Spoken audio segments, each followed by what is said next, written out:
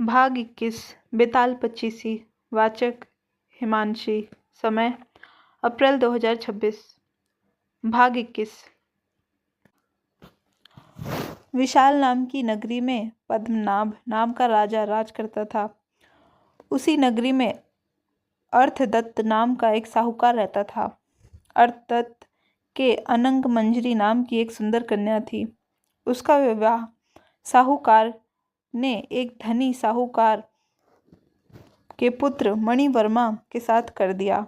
मणिवर्मा पत्नी को बहुत चाहता था, पर पत्नी उसे प्यार नहीं करती थी। एक बार मणिवर्मा कहीं गया।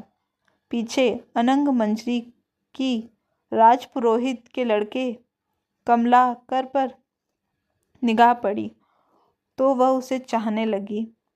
पुरोहित का लड़का भी लड़की को चाहने लगा। अनंग मंजरी ने महल के बाग में जाकर चंडी देवी को प्रणाम कर रखा और कहा, यदि मुझे इस जन्म में कमलाकर पति के रूप में न मिले तो अगले जन्म में मिले।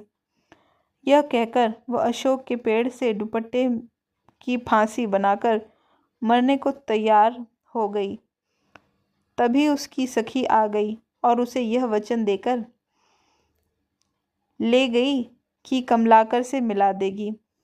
दासी सवेरे कमलाकर के यहाँ गई और दोनों के बगीचे में मिलने का प्रबंध कराई।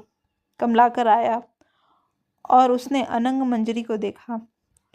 वह बेताब होकर मिलने के लिए दौड़ा। मारे खुशी के अनंग मंजरी के हृदय की गति रुक गई और वह मर गई। उसे मरा देखकर कमलाकर का दिल भी फट गया और वह भी मर गया।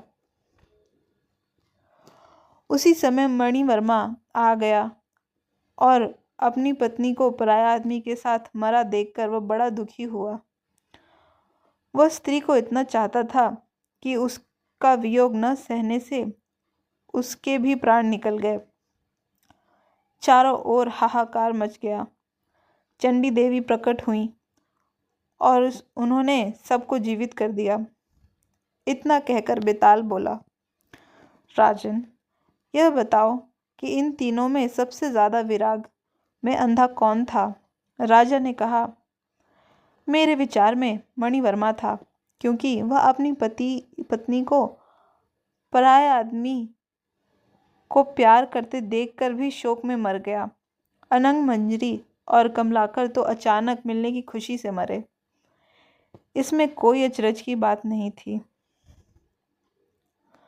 राजा का यह जवाब सुनकर बेताल फिर पेड़ पर जा लटका और राजा को वापस जाकर उसे लाना पड़ा।